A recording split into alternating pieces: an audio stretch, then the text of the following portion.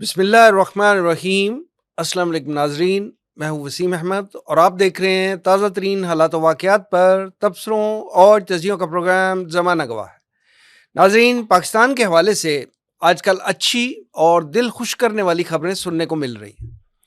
تازہ ترین خبروں کے مطابق پاکستان کی سرزمین میں تیل اور گیس سمیت ریئر ارتھ منرلز کے وسیع ذخائر ملنے کی اطلاعات ہیں۔ ڈونلڈ ٹرمپ کی طرف سے ٹیرف بڑھانے کی دھمکیوں کے بعد جب سے چائنا نے اپنے ریئر ارتھ منرلز کی ایکسپورٹ پر پابندی لگائی ہے، امریکہ اپنے جنگی ہتھیاروں، سمارٹ فونز اور الیکٹرک گاڑیوں کے پارٹس کی تیاری کے لیے ان منرلز کی تلاش میں دیوانہ وار بھاگ رہا ہے۔ اور جب اس کے سائنسدانوں اور ریسرچرز نے بتایا کہ جن ریئر ارتھ منرلز کی امریکہ کو اس وقت اشد ضرورت ہے، ٹریلین آف ڈالرز کے مالیت کے یہ ذخائر پاکستان کے صوبہ بلوچستان، KPK اور خاص طور پر گلگت بلتستان میں وافر مقدار میں موجود ہیں۔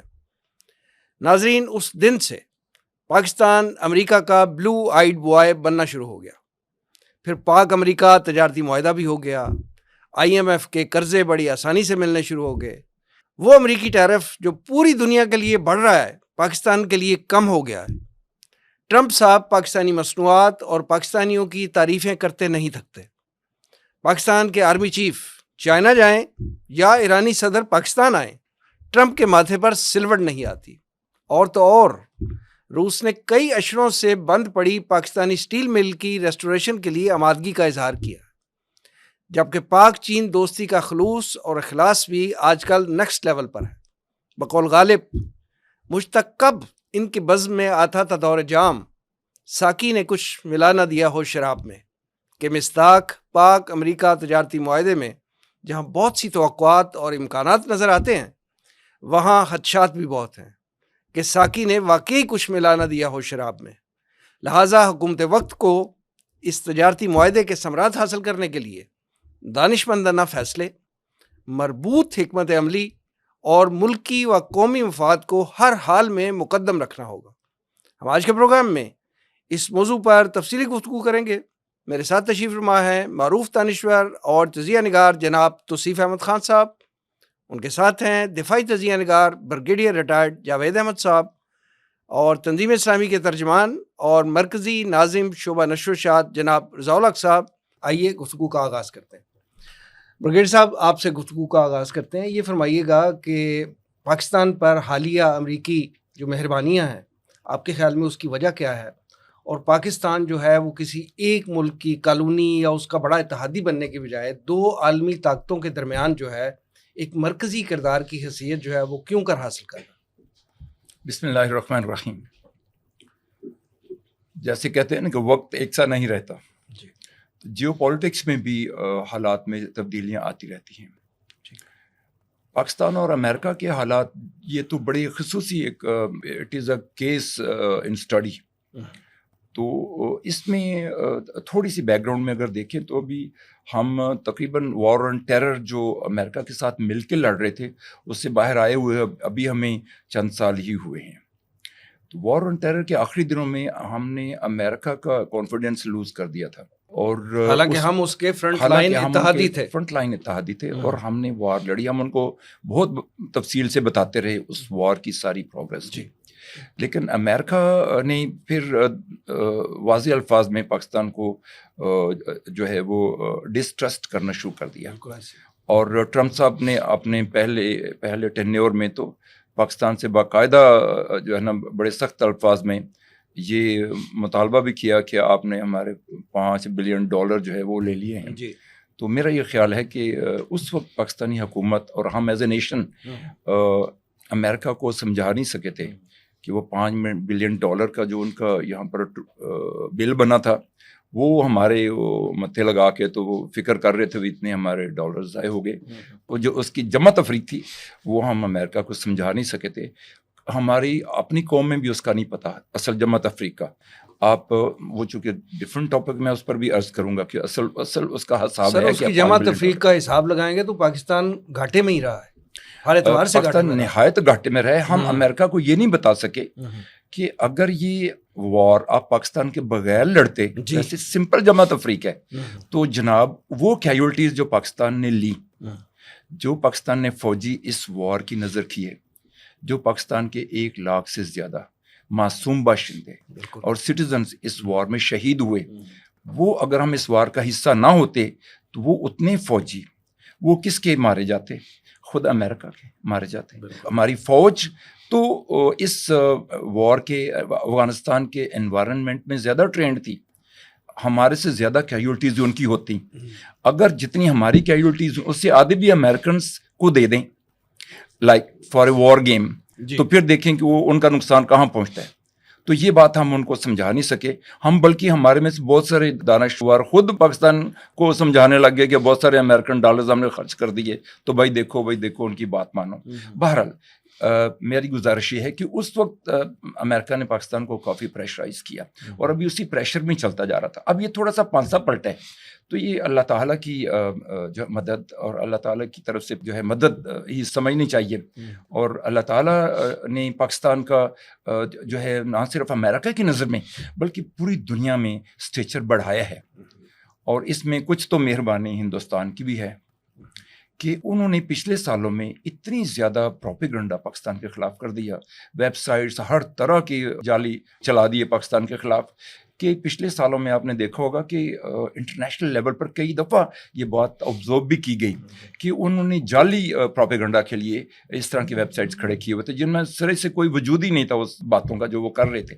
جیسے حالیہ ہمارے آپریشن بنیان مرصوص میں انہوں نے اپنی قوم کو جو بتایا، اسی طرح یہ انٹرنیشنل کمیونٹی کو بھی اس طرح کی اول خول باتیں بتا رہے تھے جو انٹرنیشنل کمیونٹی میں کئی دفعہ آبزرو بھی ہوئیں۔ وہ چیزیں ساری پھر ٹوٹل میں آ جاتی ہیں۔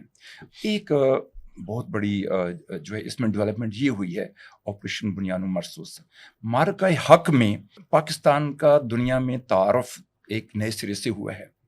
اس تعارف کو جو ہے گہنا دیا تھا ہندوستان کے پروپیگنڈا میں اوور ایئرس، سال ہر سال سے ان کی پروپیگنڈا، پاکستان کا تو کوئی کسی قسم کا شمار میں ہی نہیں لانا چاہ رہے تھے وہ پاکستان کو، اور ہندوستان نے اپنے آپ کو ہی ریجنل پاور کے طور پر اور ایک انٹرنیشنل پاور کے طور پر پروجیکٹ کیا ہوا تھا۔ کچھ ہماری کمزوریاں بھی ہیں کہ ہم اس میں ڈپلومیٹیکلی بیک فٹ پر رہے یا ہم نے اتنی محنت نہیں کی، لیکن انڈیا اس میں کامیاب ہو گیا تھا۔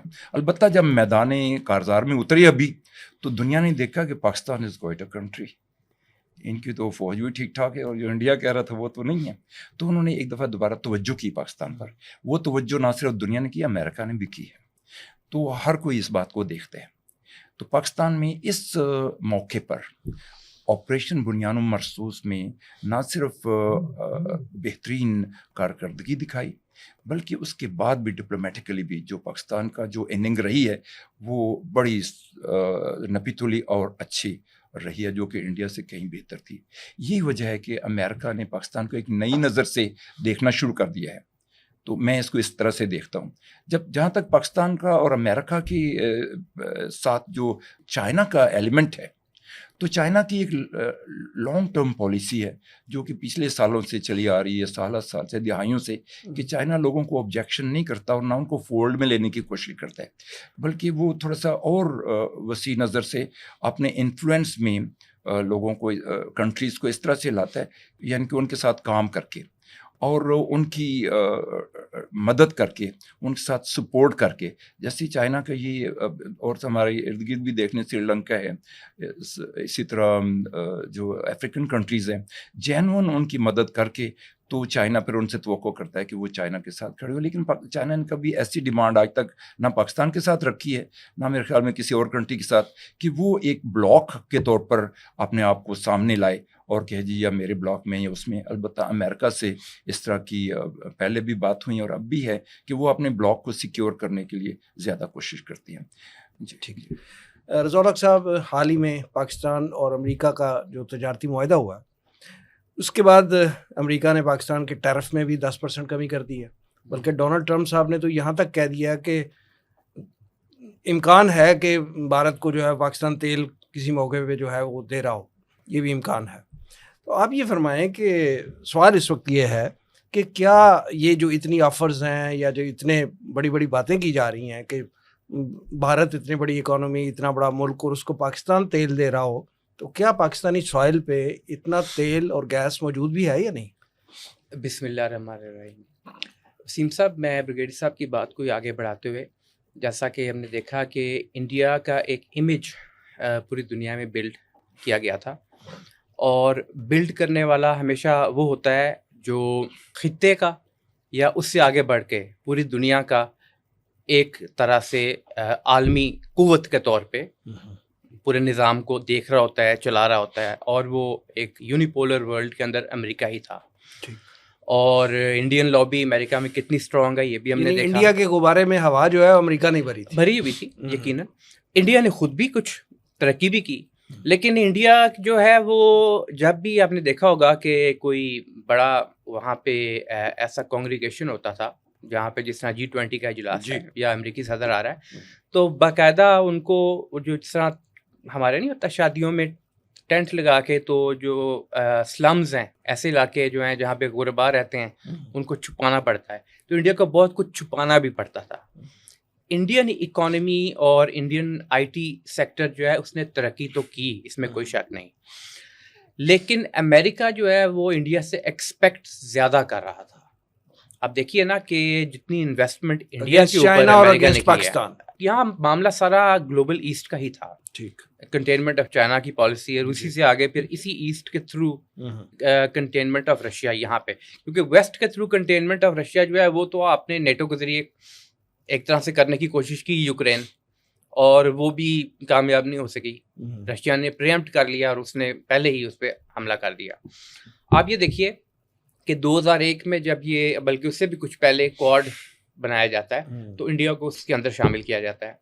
اس کے بعد آکس بنتا ہے، اس کے اندر بھی انڈیا کو شامل کیا جاتا ہے، اور یہ سارے کا سارا انڈو پیسیفک ریجن کہلاتا ہے. پہلے وہ صرف پیسیفک ریجن تھا، اب وہ انڈو پیسیفک ریجن قرار دیا گیا اس کو. مقصد یہ تھا کہ انڈیا امریکن الائی ہوگا، انڈین امریکن پراکسی کہہ لیں اس کو ہوگا، انڈیا امریکن ساتھی ہوگا یہاں کے پورے معاملات کو سیٹل کرنے کے لیے. یہاں تک کہ boots on the ground Afghanistan میں جب یہ نام نہاد وار آن ٹیرر چل رہی تھی، تو اس وقت بھی انڈیا سے ڈیمانڈ کی گئی کہ boots off the ground embassies تو بنا کے دیں ان کو بالکل ساتھ ساتھ بارڈر کے. کسی ملک کو 18 ایمبیسیز کی کیا ضرورت ہے یا ہائی کمیشنز کی کیا ضرورت ہے ایک دوسرے ملک کے؟ بہرحال وہ پاکستان کو نقصان پہنچانے کے لیے تھی، لیکن انڈیا نے وہ رول پلے نہیں کیا. اگر میں زیادہ اسپیسیفکلی کہوں تو مودی نے وہ رول پلے نہیں کیا. وہ کہنے کو تو بہت کچھ کہا اس نے، لیکن جب عمل کرنے کی باری آئی تو اس کی زیادہ جو فوکس تھا وہ اپنی انٹرنل پالیٹکس کے اوپر ہی رہا. اپنی انٹرنل پالیٹکس میں یہ کہ میں اپنا اسٹرانگ ہولڈ اپنے ملک کے اندر رکھوں. اچھا، اس کی زیادہ سے زیادہ جو سوچ بنتی ہے وہ اکھنڈ بھارت، ہندتوا، وہ ایک ریجنل سی اسٹریٹجی ہے. اس کے اندر کوئی گلوبل انیشیٹو کی بات نہیں آتی. جبکہ امریکہ تو ایک گلوبل پاور کے طور پہ سامنے آیا نا. اس نے جو سوویت یونین سابقہ جو تھا اس کے خلاف جو جنگ لڑی وہ نظاموں کی ایک جنگ تھی، اور بہرحال اس کو فتح بھی ملی اس میں.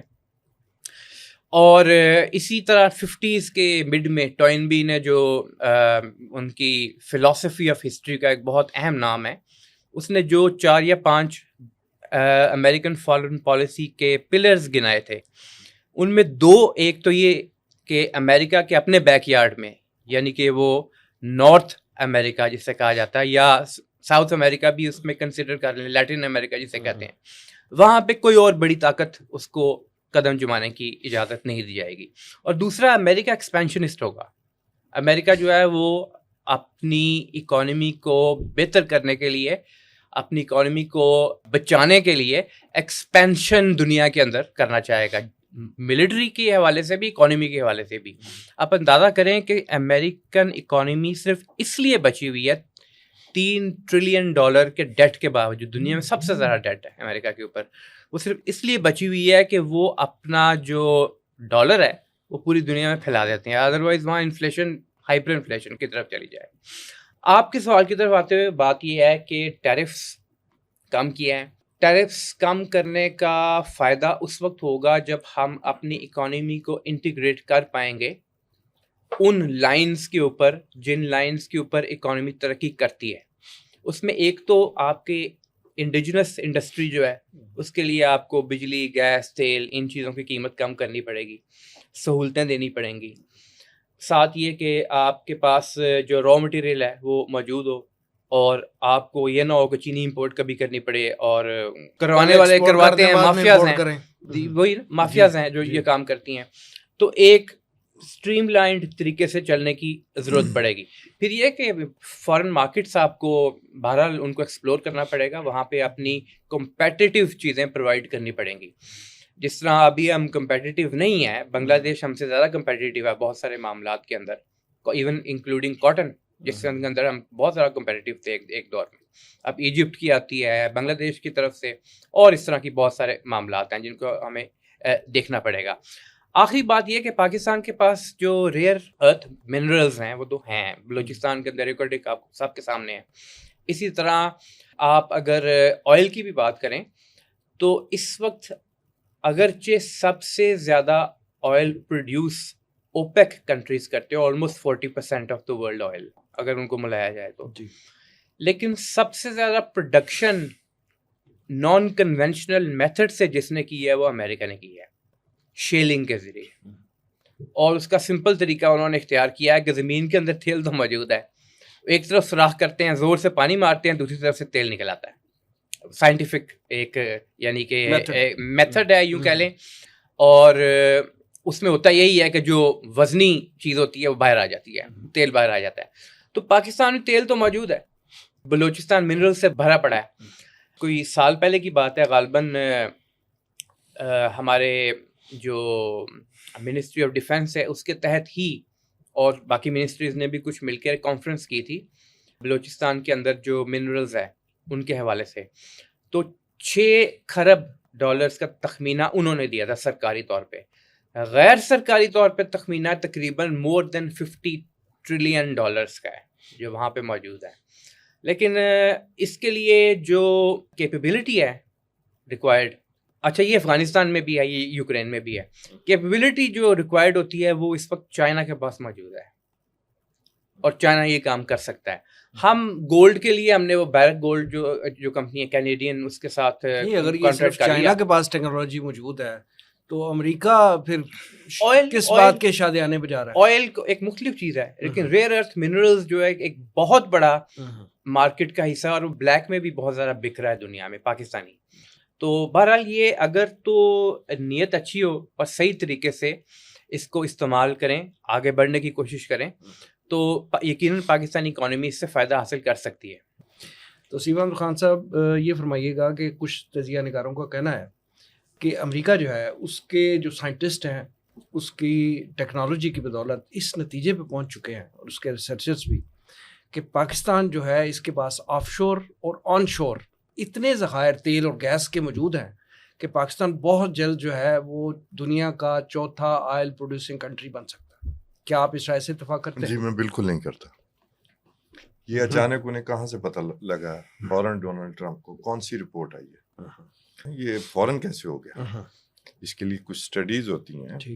آپ پیدا کرتے ہیں 2 کروڑ 38 لاکھ بیرل تیل، اپنی ضروریات کا 11%، باقی ہم سارا امپورٹ کرتے ہیں. اور پاکستان کی جو ٹوٹل کنزمپشن ہے وہ 4 لاکھ بیرل کی ہے تقریباً. آپ کے ہاں ایکسپیکٹیشن ہے، جو فیکٹس ہیں نا وہ پہلے ہم بیان کر لیں. آپ کے ہاں ایکسپیکٹیشن ہے کہ 9 ارب بیرل تیل جو ہے وہ پاکستان میں ایکسپیکٹیشن ہے. اور یہ ایکسپیکٹیشن کبھی بھی آپ اس کو اس بنیاد پر نہیں کہہ سکتے کہ ہاں ہے تیل، جب تک کہ وہ دریافت نہ ہو جائے. جی یہ اسٹڈی ہوتی ہے. یہ پہلے بھی ایکسپیکٹیشن تھی عمران خان صاحب کے دور حکومت میں، اور انہوں نے خوشخبری بھی قوم کو دے دی تھی. انہوں نے تو خواب میں دیکھا تھا. خیر اچھا.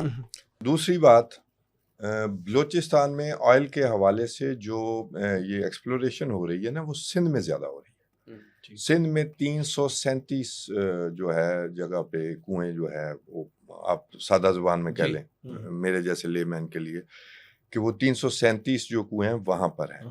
بنو ویسٹ جو ہے اس میں دریافت ہوا ہے آپ کا ایک بڑا ذخیرہ. یہ 2-3 جو ہیں ہماری جو ہیں وہ اچیومنٹس ہیں. بلوچستان میں جو ریئر ارتھ کی رضا صاحب بات کر رہے تھے، دیکھیں اس میں بات یہ ہے کہ دنیا میں واحد ملک ہے چین جس کے پاس سب سے زیادہ ریئر ارتھ ہے، اور جس کے پاس 90s میں جب اس نے دریافت کیا تو اس نے ساتھ ہی اس کا انفراسٹرکچر بنانا شروع کر دیا۔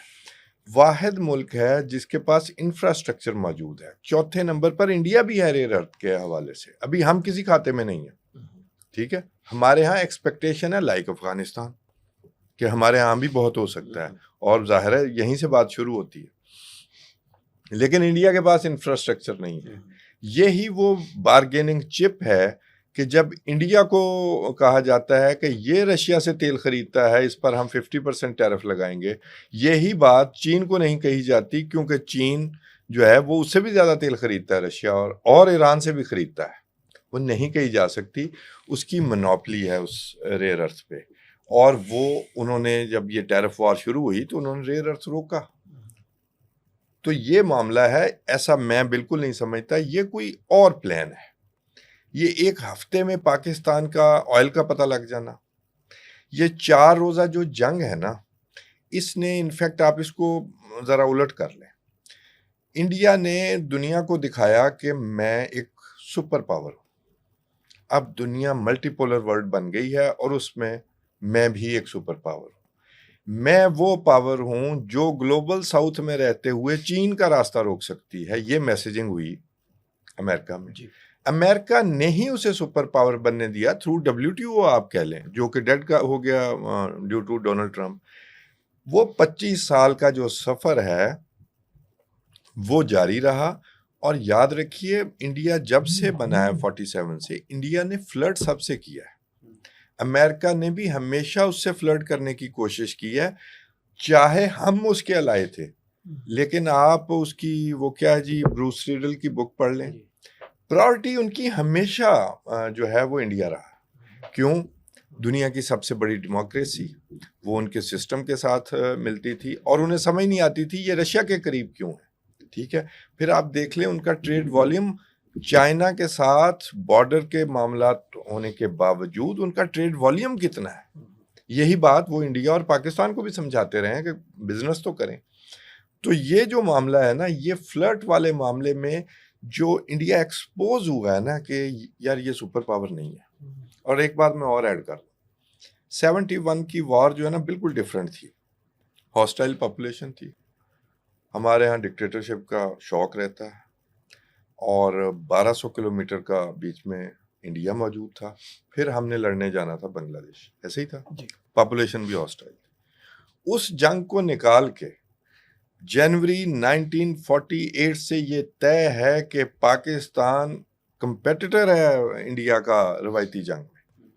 نان کنونشنل وارفیئر کو آپ ایک سائڈ پہ کر لیں، یہ مودی نے غلط فہمی ڈالی اپنی پبلک میں، اپنے ووٹ بینک کے لیے، یہ جو ہندو ہارٹ لینڈ ہے اسپیشلی نارتھ انڈیا یہاں پر، اور اسی غلط فہمی کا وہ شکار ہوئے، اور انہوں نے یہ ایڈونچر کیا، اور مودی ہی ویلن ہے جس نے انڈیا کو ایکسپوز کروایا ہے بطور سپر پاور، کہ یہ سپر پاور نہیں ہے، یہ ریجنل پاور ہے، یہ چائنا سے نہیں لڑ سکتے۔ اور جو بنیادی نقطہ ہے وہ جو امریکنز کو سمجھ آ گیا، یا ڈونلڈ ٹرمپ کو وقتی طور پر سمجھ آ گیا، کل کو بدل بھی سکتا ہے، میں اس بندے کو کوئی سیریس نہیں قابل لیتا، اعتبار نہیں ہے، بالکل بھی نہیں ہے۔ امریکنز کا آپ کے ساتھ پوری ہسٹری میں، یہ تو چھوڑیں ڈونلڈ ٹرمپ، آپ سے بھی تعلق ٹرانزیکشنل رہا ہے۔ ابھی بریگیڈر صاحب بات کر رہے تھے، ایک دفعہ آپ کو یوز کر لیا، ڈمپ کر دیا، پھر آ گئے، ایک دفعہ پھر یوز کر لیا، پھر ڈمپ کر گئے، اب پھر آ گئے۔ تو یہ انفیکٹ گلوبل ساؤتھ اور گلوبل نارتھ کی بھی جو ہے نا معاملہ، وہ بھی معاملہ ہے، اور انڈیا جو ہے سب کے ساتھ فلرٹ کرتے ہوئے اپنے آپ کو سپر پاور بنا رہا تھا۔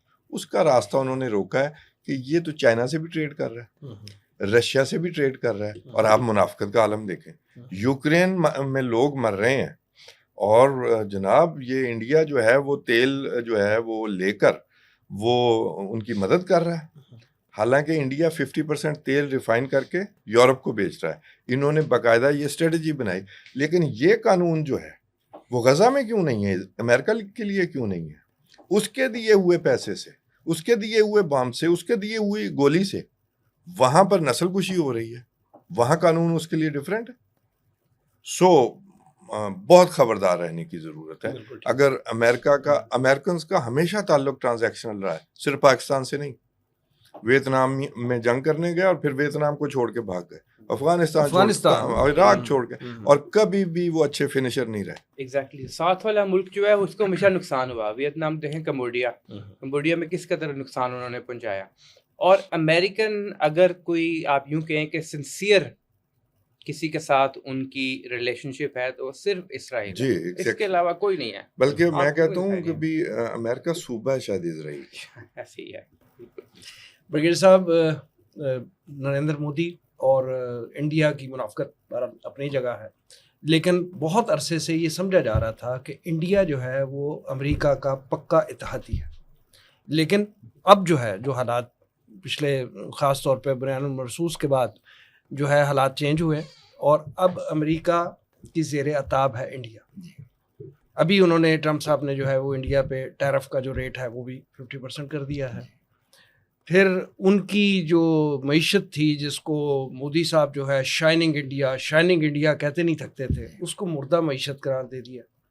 تو آپ کے خیال میں یہ جو گٹھ جوڑ تھا ان دو, اس خطے کی ریجنل پاور کا جو سپر پاور بننے جا رہی تھی, اور امریکہ کا جو گٹھ توڑ تھا, اس میں دراڑ کیسے آئی ہے؟ توصیف صاحب نے انڈین اسٹریٹجی کے بارے میں بہت فنڈامنٹل کچھ باتیں کہی ہیں, جن کو فردر ان سے سننے کی اور ڈسکس کرنے کی ضرورت ہے. ٹھیک, میں یہ گزارش کروں گا کہ اصل میں تو امریکن اتحادی پہلے دن سے ہم ہیں. سیٹو اور سینٹو کے جو ممبر تو ہم ہیں پہلے دن سے, اور امریکہ کے جو ابتدائی وعدے ہیں وہ بھی ہمارے ساتھ ہیں ایک اتحادی کی صورت میں. مگر میں بینگ اے سولجر, میں اس بات کو آبزرو کرتا ہوں کہ پچھلے تقریباً 2 دہائی سے زیادہ عرصے سے ہندوستان کی ایک پرسسٹنٹ ڈپلومیٹک مینورنگ کے نتیجے میں امریکہ پاکستان کو تقریباً سنی انسنی کر کے اور پھر اگنور کر کے بعد میں ہندوستان کو انٹرٹین کرتا رہا ہے. یہاں تک کہ ایک وقت میں امریکن ملٹری اور پاکستان ملٹری کی آپس میں جب کوآپریشن وہ ہوتی تھی, ٹریننگ کوآپریشن بھی تھی اور دوسری بھی, اس میں انڈیا بالکل نہیں تھا. ان کا ٹوٹل جو اورینٹیشن تھی رشیا کی طرف تھی.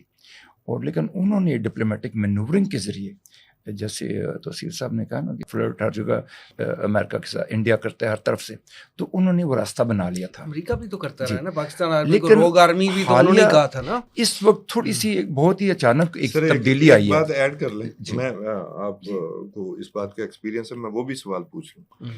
65 کی وار میں کیا ہمارے لیے اسلحے کی سپلائی بند کی تھی امریکہ نے؟ 65 وار میں نہیں, اسلحہ جو ہمیں آ رہا تھا وہ تو آتا رہا تھا, کوئی نہ کوئی بین ہوا تھا, اور نہ امریکہ نے اس وار کے سلسلے میں پاکستان پر کسی قسم کی بندش لگائی تھی. انڈیا کو اسلحہ دیا تھا؟ نہیں, انڈیا اس وقت امریکہ کے ساتھ اسلحہ کی کسی ریلیشن شپ میں نہیں تھا.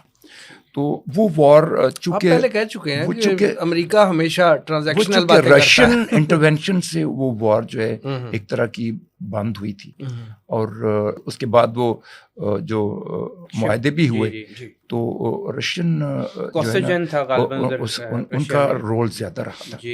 تو میں یہ گزارش کروں گا کہ ابھی حالیہ سالوں میں, بلکہ کہیں کہ حالیہ سال میں ٹرمپ صاحب کے آنے کے بعد ایک بہت ہی جو ہے نا ٹرن اباؤٹ ہوا ہے, جو امریکن پالیسی میں ہو اور وہ باقی نیشنز میں بھی دیکھا جا رہا ہے کہ جو اتحادی گروپس تھے بڑے بڑے, ان پر کنٹریز کے اپنی نیشنلزم وہ غالب آ رہی ہے. اس کی جو پہلا لیسن خود ٹرمپ صاحب نے دی ہے کہ امریکہ فرسٹ ٹائپ بات کر کے انہوں نے جو کیا, اور انہوں نے اس کی وجہ سے ان کے اتحادی بھی اب نکھرنا شروع ہو گئے, یہاں تک کہ فلسطین جیسی جگہ جہاں پر کہ وہ بالکل یکجان تھے سارے نیٹو کے کنٹریز, اب ان کے بھی فرق پڑ گیا, اور ان نیٹو کے ڈائی ہارڈ کنٹریز نے الگ الگ فلسطین کے بارے میں اپنی پالیسی اناؤنس کرنے شروع کر دی ہے.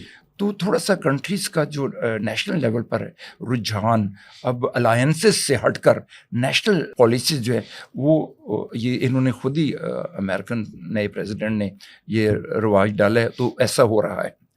تو میں یہ گزارش کروں گا کہ ہندوستان کا جو یہ جو کامیابی تھی امریکہ کے ساتھ, تو ملٹری لیول پر بھی زیادہ ہوگی, یہاں تک کہ انہوں نے اسٹریٹجک الائنس بھی سائن کی امریکہ کے ساتھ.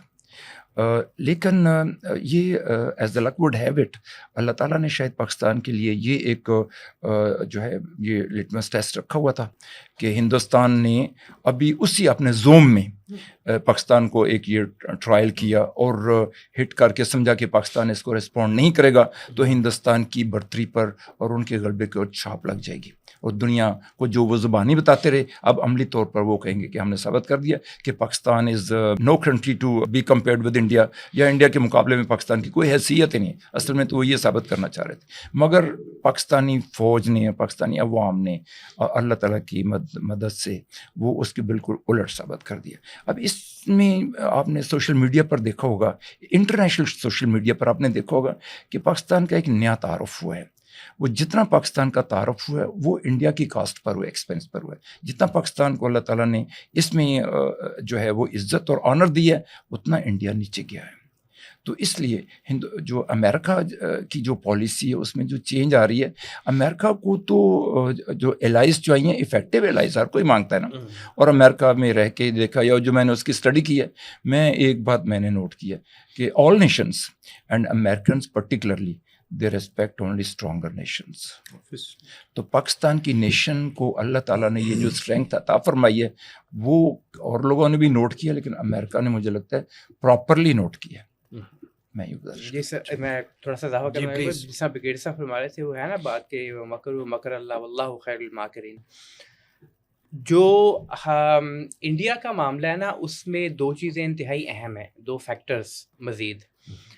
ایک تو جو شائننگ انڈیا والا پورا کانسیپٹ تھا نا وہ ایک اس طرح سے کھڑا کیا گیا تھا کہ انڈیا یہاں پر اس خطے کے اندر وہ ایک رول پلے کرے گا، اور جس طرح توصیف صاحب نے فرمایا کہ پاکستان کے لیے یہ ابھی بہت بڑا چیلنج ہوگا۔ وہ چیلنج اس طرح ہوگا کہ چائنا، یہ جو واقعہ ہوا نا بنیانم مرصوص والا، اس کے بعد چائنا نے بڑی چھلانگیں ماری ہیں، اس کی ٹیکنالوجی جیتی ہے، ٹھیک ہے۔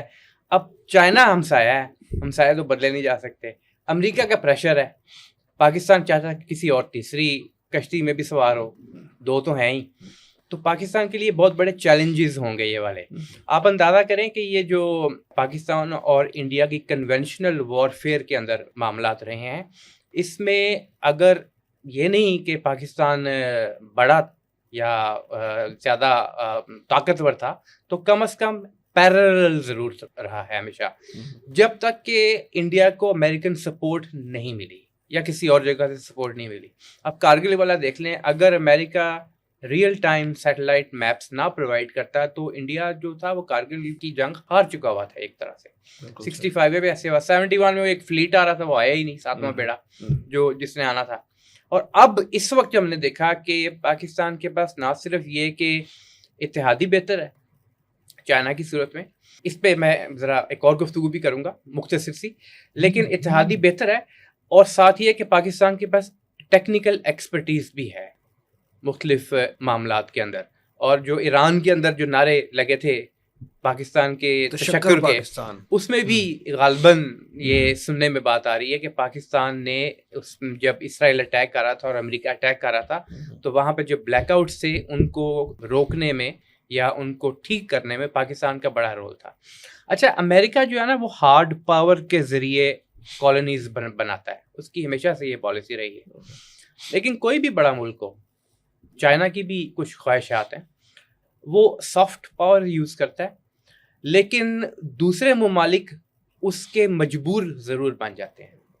اب جس طرح پاکستان جو ہے اس کی مجبوری ہے کہ وہ چائنا کا ساتھ دے، اتنی انویسٹمنٹ ہے، اس قدر اس کے اوپر ریلائنس ہے کہ پاکستان کے پاس آپشن کوئی نہیں ہے۔ افریقن کنٹریز کے ساتھ بھی یہی ہے، سری لنکا کے ساتھ بھی۔ آپ چائنا کی بات کر رہے ہیں کہ پاکستان کے پاس کوئی آپشن نہیں ہے، اور پاکستان کا بڑا ریلائنس آج کل چائنا پہ ہے، اور وہی جو نعرہ ایک بڑا لگتا ہے کہ پاکستان چین کی جو دوستی ہے ہمالیہ سے اونچی ہے اور شہد سے میٹھی ہے، تو یہ تو اب شہد سے بھی کہیں میٹھی ہونی محسوس ہو گئی ہے، اور ماؤنٹ ایوریسٹ سے بھی اونچی لگ رہی ہے ان دنوں میں۔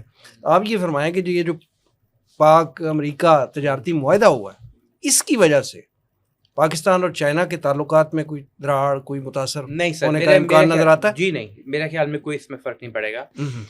Chinese are too slick to understand, وہ سمجھتے ہیں اس بات کو اچھی طریقے سے کہ یہ معاملات گلوبل لیول کے اوپر ہوتے رہتے ہیں.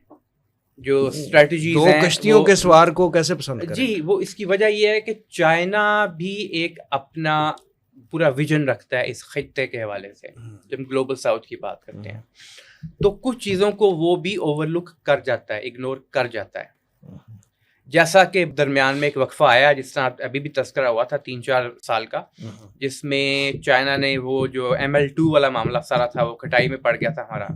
لیکن اس کے باوجود چائنا نے پاکستان کی مدد کی جب ضرورت محسوس ہوئی, اور چائنا کو اس کا بہت بڑا فائدہ ہوا. جو مدد اس نے پاکستان کی اس یہ خاص طور پہ یہ جو پچھلے یعنی کہ 1 ماہ پہلے 2 ماہ پہلے کی بات ہے, انڈین حملہ بنیان مرصوص, تو اس میں چائنا کو بہت زیادہ ایڈوانٹیج ہوا. چائنا تو چاہتا ہی یہ ہے شروع سے کہ یہاں پہ اچھے کارڈیل اکنامک ملٹری ریلیشنز ڈیولپ ہوں.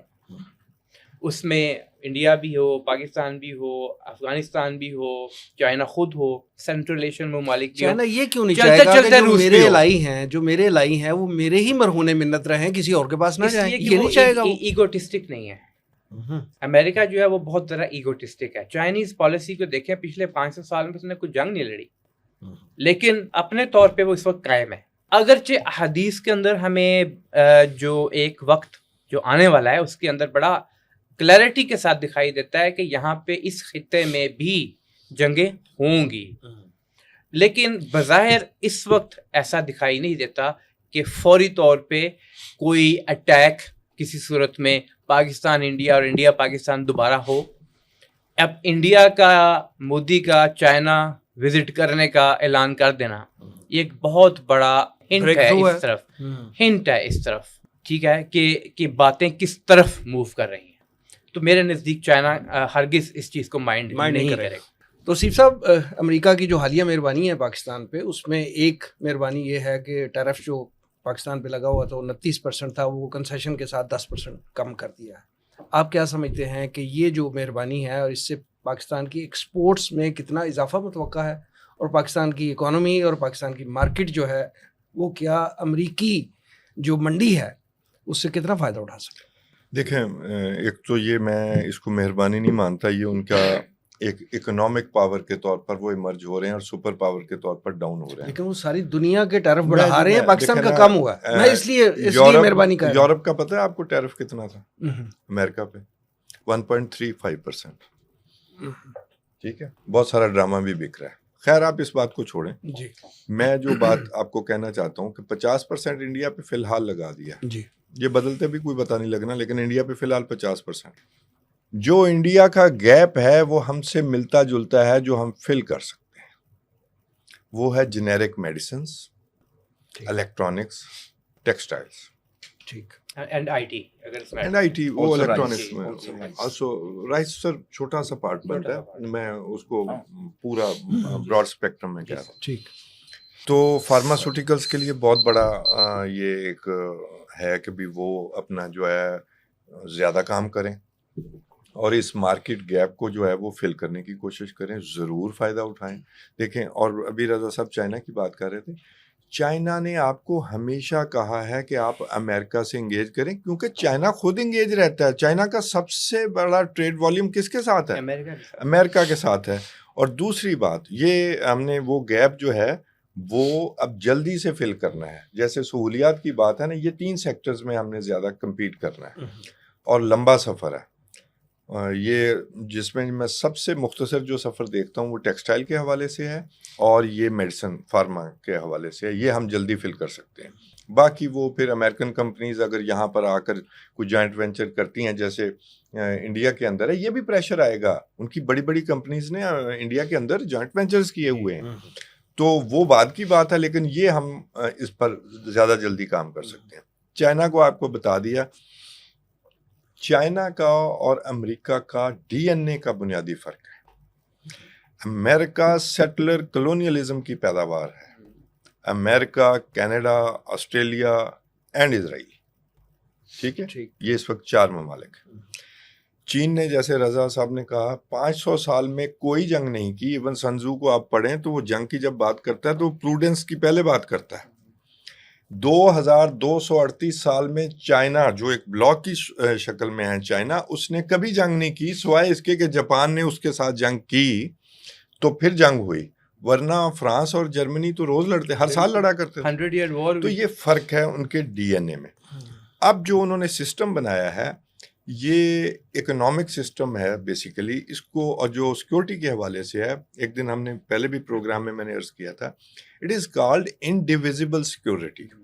اس میں یہ ہے کہ سب ممالک، یہ جو آپ کہہ رہے تھے نا کہ چائنا آپ کو مجبور کرے گا کہ جی میں آپ پہ انویسٹ کر رہا ہوں آپ ایسے کریں، یہ ماڈل ہی نہیں ہے۔ چائنا اور رشیا کا یہ طے ہے کہ ہم جو ہے اپنا جو ماڈل ہے، سسٹم ہے، جو سسٹم آف گورنمنٹ ہے، وہ دوسروں پر امپوز نہیں کریں گے، اکنامکس کے ذریعے آگے بڑھیں گے اور ایک ٹینٹ کے نیچے سب کو بلائیں گے کہ جناب اپنے سیکورٹی کے مسائل جو انڈیویزیبل سیکورٹی ہے وہ یہاں بیٹھ کر حل کریں، ٹھیک ہے۔ جو امریکہ کا بلاک سسٹم ہے اس میں میری security at the cost of your security ہے، یہ بنیادی فرق ہے۔ اس لیے اس کو اب گلوبل ساؤتھ کہا جا رہا ہے۔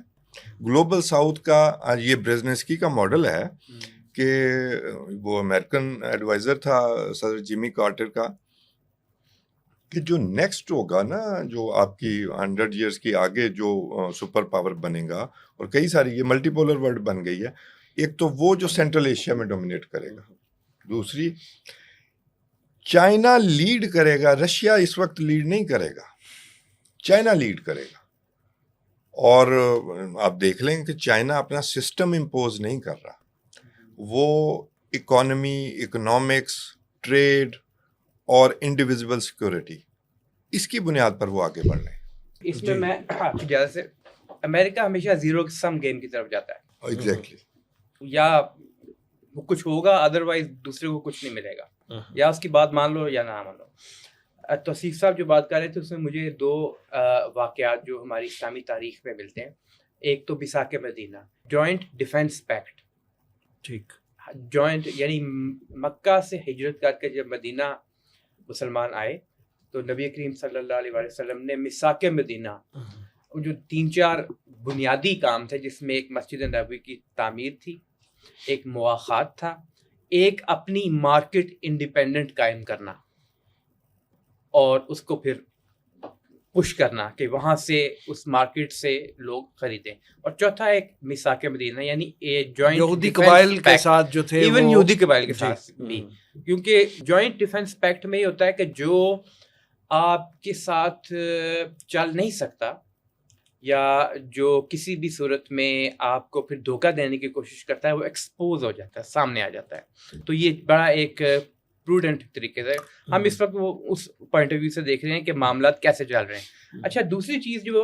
حدیث کے اندر ہے کہ جنگ کی خواہش نہ کرو، یہ حدیث کے اندر ہے، جنگ کی خواہش نہ کرو، لیکن اگر تم پر مسلط کر دی جائے تو پھر پیٹھ نہ دکھاؤ، تو پھر جانے نہ دو، پھر جانے نہ دو۔ تو جنگ کی خواہش نہیں کرنی چاہیے۔ برگیڈیئر صاحب، اسرائیل ایران جنگ کے بعد ایرانی صدر کا جو حالیہ دورہ پاکستان ہے، 2 روزہ سرکاری دورہ، یہ کتنی اہمیت کا حامل تھا؟ اور یہ دونوں ممالک کے درمیان جو معاہدے ہوئے ہیں، تجارتی معاہدے جو ہوئے ہیں، اس میں امریکی پابندیاں تو کہیں حائل نہیں ہوں گی؟ بعض اوقات بلکہ بسا اوقات حادثات کے نتیجے میں کچھ نئے حقائق انسان کی نظر میں آتے ہیں۔ ٹھیک، پاکستان اور ایران جو ہیں، ان کو 2 برادر اسلامی ممالک تو ہم کہتے ہیں، وہ تو ایک روٹین کی بات ہے، مگر اصل میں اس سے زیادہ تعلق ہے۔ ہمسائے بھی ہیں، ہمسائے تو ہیں ہی، ہمارا دین بھی ایران کے تھرو ہی آیا تھا ہمارے پاس، ٹھیک، ہماری وابستگی جو ہے وہ بھی وہیں پر۔ بالکل، ہر اچھی بات کرتے وقت پھر ہم شیخ سعدی کا ایک محاورہ نکالتے ہیں، بالکل، اور جو ایرانی جو ہے وہ اقبال کا ریفرنس دیتے ہیں، اسکالرس کو ہم علامہ اقبال رحمۃ اللہ علیہ کی آدھی شاعری پرشین میں ہے، جی، اور وہاں سے ہم دیکھتے ہیں۔ میرا یہ خیال ہے کہ یہ ہمیں پہلے ہی پتہ ہونا چاہیے تھا، اور دونوں لیڈرشپس نے میرا خیال ہے کہ ہمارے ریلیشن شپ کی اہمیت کو انڈر ریٹ کیا ہوا تھا۔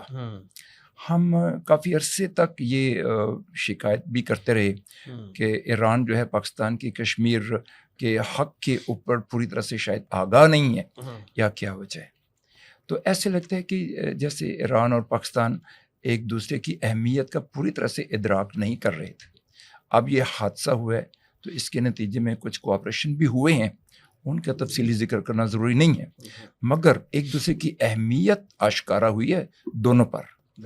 اس لیے یہ شکر ہے کہ یہ ایسا ہوا ہے، اور یہ کوآپریشن جو ہے یہ تجارتی معاہدے سے آگے بڑھنا چاہیے، یہ خیر برآمد آگے ہو گیا. بڑھنا چاہیے.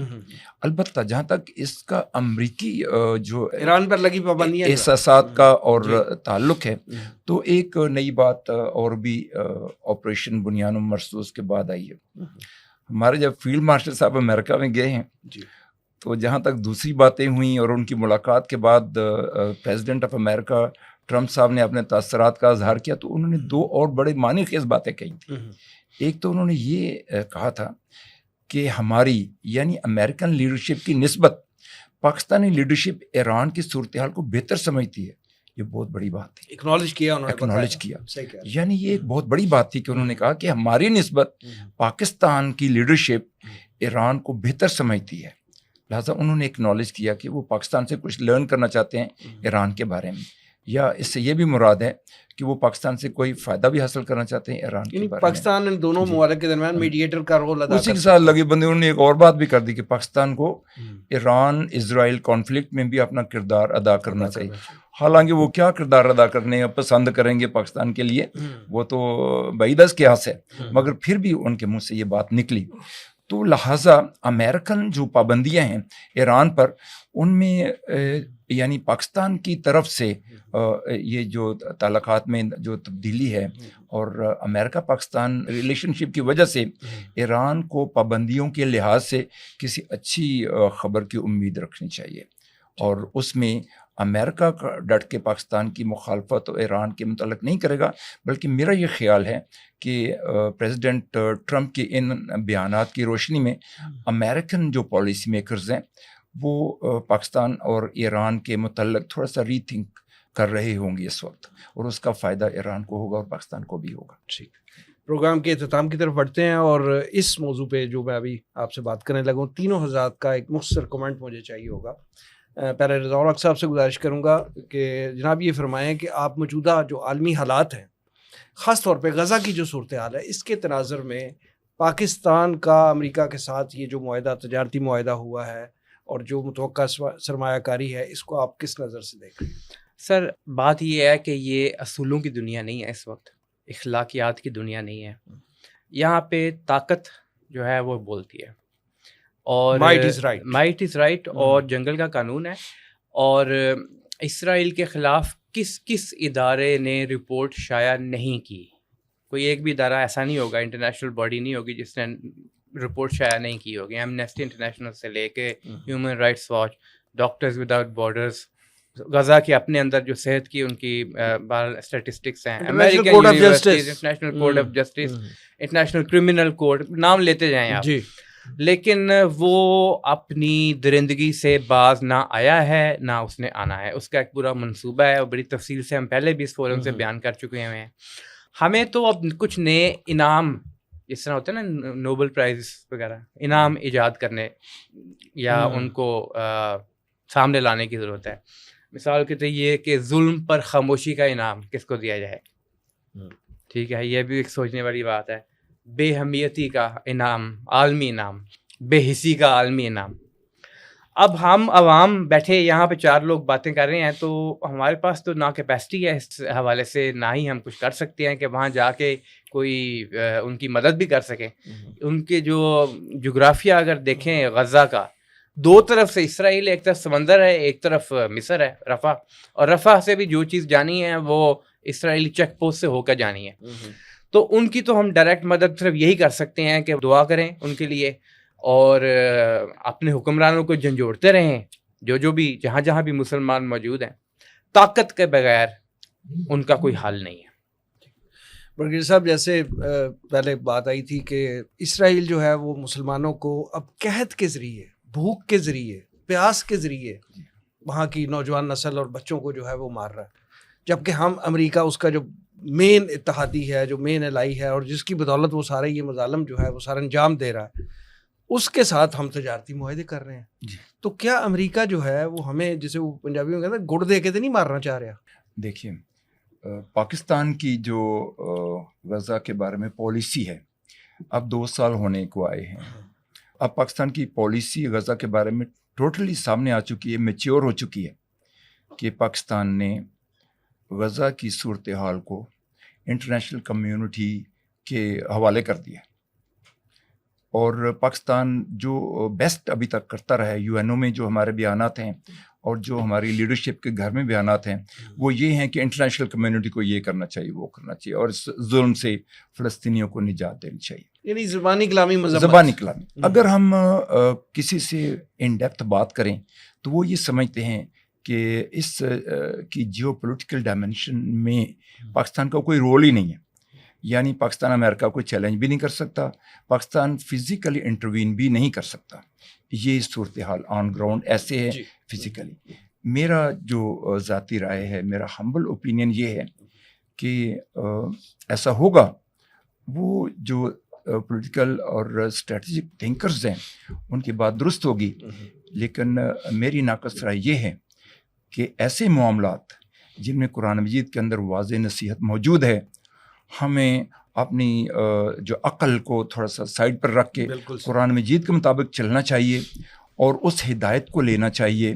اس ہدایت کو لینے کے بعد کیا ہوگا, اللہ تعالیٰ کو ہم جو ہے وہ مالک کل جو مانتے ہیں, تو اللہ تعالیٰ کے لیے تو کوئی مشکل نہیں ہے کہ اپرچونیٹیز کیسے پیدا ہوں. خود تو آج ہم دیکھ رہے ہیں, ہماری نظروں کے سامنے انہونیاں ہو رہی ہیں. کتنی انہونیاں ہم دیکھتے ہیں, آئے روز دیکھتے ہیں, اور ابھی دیکھ بھی چکے ہیں حالیہ سالوں میں. تو اللہ تعالیٰ نے جب فرما دیا الا تقاتلون قوما نکثوا ایمانہم, یہ جو قوم ہے جو کسی معاہدے کی پابندی نہیں کر رہی, ان کو کسی کے ادر اتخشون, ان سے ڈر رہے ہو تم, ان سے کیوں نہیں لڑتے ہو تم؟ فاللہ حق ان تخشوہ ان کنتم مؤمنین, اگر تم بندے ہو, مومن ہو, تو اللہ کا زیادہ حق ہے کہ ڈرے. ان سے تو روڈ میپ دے دیا. اور اللہ تعالیٰ فرماتے ہیں وما لکم, تمہیں کیا ہو گیا, وما لکم لا تقاتلون فی سبیل اللہ, اللہ کے راستے میں جہاد کرنے سے کیوں جی چراتے ہو, تمہیں کیا ہو گیا. والمستضعفین من الرجال والنساء والولدان الذین یقولون ربنا, حالانکہ مرد, عورتیں اور بچے فریاد کر رہے ہیں کہ اللہ تعالیٰ ہمیں ظالموں کی اس بستی سے نجات دے دے اور ہمارے حق میں کوئی ہم اپنی طرف سے کوئی حمایتی پیدا کر دے, کوئی مددگار ہمارے لیے بھیج دے. تو کیا وجہ ہے ہم اپنی عقل کو اور جو ہے اس کے گھوڑے دوڑا رہے ہیں, اور قرآن مجید کے اس ہدایت سے ہم بالکل استفادہ نہیں کرنا چاہتے. تو کیا عجب ہے کہ اس وجہ سے, اس حکم عدولی کی وجہ سے, یہ تو کلیئر کٹ قرآن کے حکم عدولی ہے, اس کی وجہ سے کوئی ہمارے اوپر آفت نازل ہو جائے, تو ہمیں تو اس نقطہ نظر سے اس کو سوچنا چاہیے. تو صرف صاحب عالمی حالات کے پیش نظر جو ہے وہ پاکستان اور امریکہ کا تجارتی معاہدہ جو ہے, اس پہ آپ کا کمنٹ کریں گے فائنلی؟ تجارتی معاہدے پر تو بات ہو گئی ہے, میں غزہ پر بات کروں گا. جی ٹھیک. عالمی حالات کا بات وہیں آ گئی نا کہ آپ کا امریکہ کے ساتھ تجارتی معاہدہ, ہم صرف اسی پر خوشی کا اظہار نہ کریں, بات کچھ اور بھی ہے. ایک بات کو بریگیڈیئر صاحب کی بات آگے بڑھاتے ہوئے, پاکستان اور ترکی ہے, تھوڑا سا ایران بھی ساتھ شامل کر لیں, یہ اتنے اہم ملک ہیں کہ اگر یہ الٹیمیٹم دے دیں, وہ ان عربوں کو نہیں میں مانتا, انہوں نے $1 ٹریلین کا خراج دیا ہے, وہ گھوم کے پیسے اسرائیل آئے ہیں اور انہی کے بچے قتل ہو رہے ہیں. پاکستان کا تعلق بالکل دور کا بتایا جاتا ہے, لیکن کوئی جسٹ کاز تو ہر جگہ ہوتا ہے, پھر امہ کی بات بھی تو کرتے ہیں نا. یہ 2 ملک یا 2.5 ملک یا 3 ملک جو ہیں, یہ الٹیمیٹم دینے کی صلاحیت رکھتے ہیں, اور اس کی وجہ سے جنگ رک جانے کا بھی معاملہ ہو سکتا ہے. ادروائز آج ڈونلڈ ٹرمپ کا بیان ہے, سیکنڈ ٹائم اس نے ریپیٹ کیا ہے کہ نیتن یاہو کو غزہ کے بارے میں فیصلہ کرنے کی پوری آزادی ملنی چاہیے. تو اس نے نہیں جی, کل اس نے جو فیصلہ کیا کہ اس پر دوبارہ قبضہ کیا جائے گا, اس کا آرمی چیف نے اس سے اختلاف کیا ہے کہ ہم ٹریپ ہو گئے. ایک چیز ذہن میں رکھیں, ایئر فورس کے حوالے سے, ایئر پاور کے حوالے سے, اگر وہ F-35 اس کو ترکیے کو دینے کی بات ہو رہی ہے, یا سعودی عرب کو, یا کویت کو, یہ 2-3 ممالک جو لینا چاہتے ہیں, یہ طے ہے 1960 کے معاہدے میں کہ مڈل ایسٹ میں جو اسلحہ اسرائیل کو ملے گا وہ باقیوں سے بہتر ہوگا. تو اب وہ جو F-35 ان کا اسپیشل ورژن ہے وہ بنے گا اور انہیں F-47 میں حصہ ملے گا. تو یہ کیا بیچتے ہیں عرب؟ ان کا معاملہ یہ ہے کہ ان کی بادشاہتیں قائم رہیں, ان کی اپنے سیکورٹی کے معاہدے انٹرسٹ صرف اتنا ہی ہے کہ بھی ہماری بادشاہ, ان کے سیکورٹی کا معاہدے ہیں.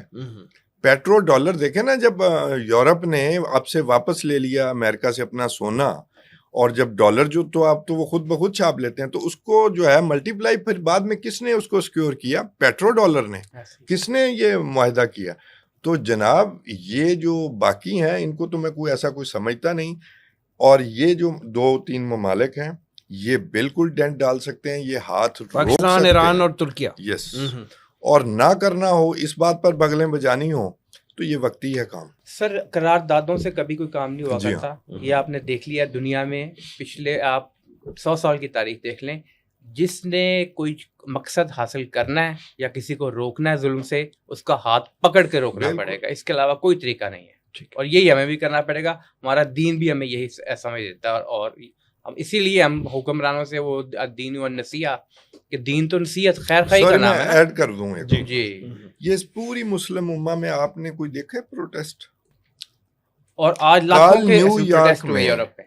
کل نیو یارک میں یہودیوں نے آسٹریلیا میں بہت بڑا اٹلی میں اس جینوسائیڈ کے خلاف یہودیوں نے نکالا کہ ناٹ آن آر نیم, آپ نسل کشی نہیں کریں گے. آسٹریلیا میں لوگ نکلے ہیں. تو ہم باتیں کرتے ہیں اپنی امہ کی, جن کی وجہ سے کچھ اب کوئی خوراک جانی شروع ہوئی ہے, ان کو کریڈٹ دیں. بالکل ہمارا 1% بھی کریڈٹ نہیں. ٹھیک ہے. توصیف احمد خان صاحب, بریگیڈیئر جاوید احمد صاحب اور جناب رضا الحق صاحب, پروگرام میں تشریف آوری کا بہت شکریہ.